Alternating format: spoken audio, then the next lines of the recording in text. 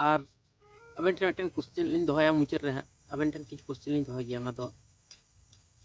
दोहय तो लगती कना तो अबेन माने जहां क्वेश्चन को बेन दोहल दा ओना ना गे आंसर अलिंग दलिंग मेन लता जे अलिंग तो माने क्वेश्चन लिंग दोहय दा अबेन ठेन अबेन गे जेतु एटा धर्म रेबेन सेन कना तो अबेन ठेन के होना गे आंसर दलिंग आजोमा तो किछु किंतु अबेन जखन क्वेश्चन बेन दोहो कदा ताले ओना रना जतटा संभव लिंग कुरुमुटिया आंसर एम रेना तो पुल्ले तो बन मेंदा जे अरि चली तो कोई बनाव कदा अलिंग तो ओना कोरना आंसर दो माने उनका लेका अलिंग रेन गुरु हतो बलिंग कुलियो कया तो अलिंग लेकाते आंसर ले एमोक कना तो परवर्ती काल रे जदि लिंग दाड़ेया खान दो ओना निये आंसर एमना लिंग कुरुमुटिया अलिंग रेन गुरु कुली कते तो पुल्लो तो अलिंग दोलिंग अलिंग उयहर ते मने अलिंग अबो दो माने सनाम किछु अबो दो बोंगा बुरुआ एम चलका बना को सनाम किछु अब रोड अडांग हो जेमन बोंगा बुरुआ रोड अडांग कान तबन और जेमन सनाम किछु गे ले गानो जेमन तमक तुंदा गे बापला सनाम किछु प्रत्येकटी अरि चली जहां तने मेना जतो किछु गे बोंगा बुरु को एम चलका तार मारांग बोंगा दो कना सिरचुनिया जहां अब सिंग दा निंदे दाय निके कना मारांग बोंगा बुरु दो सिरचुनिया लिंग बुरु के मन का ने वक्त दो और इने उयहर ते दो जाय सिरचुनिया जाय गोटा दिसोम धरती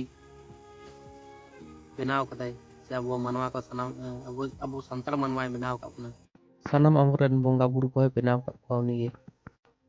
लिंग उयहर तो होयतो उनी के सनाम किछु अरि चली बनाव का बोनता है लिंग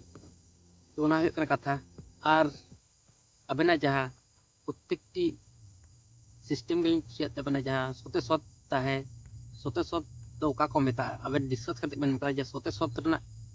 जहां मेन पॉइंट से अबन मेन पॉइंट को मना डिस्कस करते बन लेउ कता जे ओना को सोते सत तर मुद्रे तो पड़ा जा सोते सत तहन लगा तो बेना नो धर्म मनाव दड़े से धर्म मनाव दड़े तो उनका लेका के संताड़ा हो उनका लेका के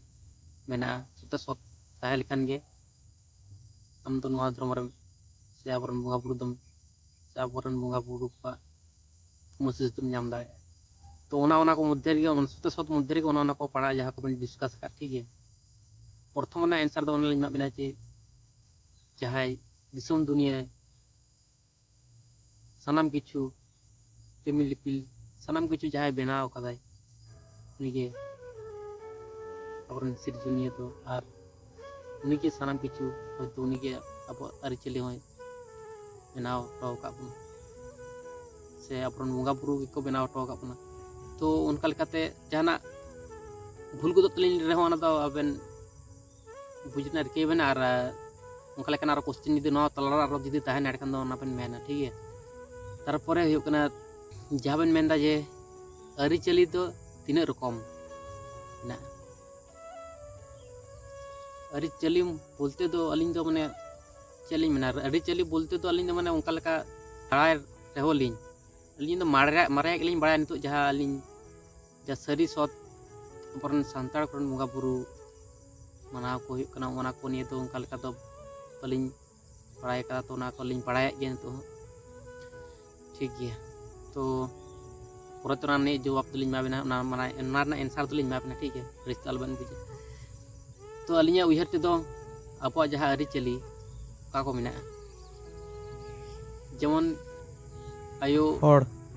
साथ रे उन समय मिटन सिस्टम में तबना तो उन समय मिटन नियम निमाचार ना तबना तारपरे गिद्रे जखन जानाम होय तखन मिटन नियम निमाचार ना तबना तारपरे छटियर मिटन ना तबना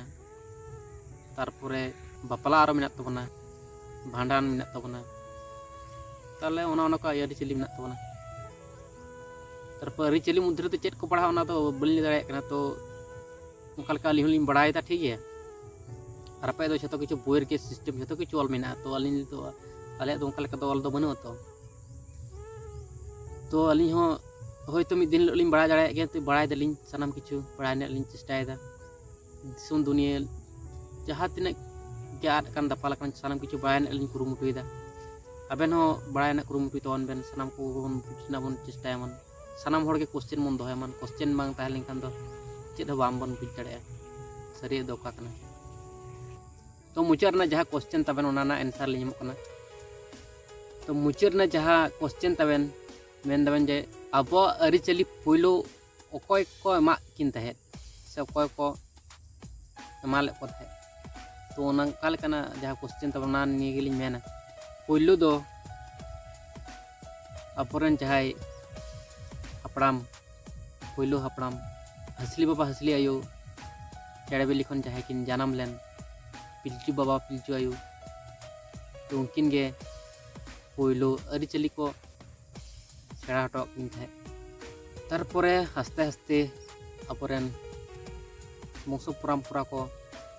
सेड़ा अगू कात तबना नितो दो अब दारी बन सेड़ाया सानाम किछु माने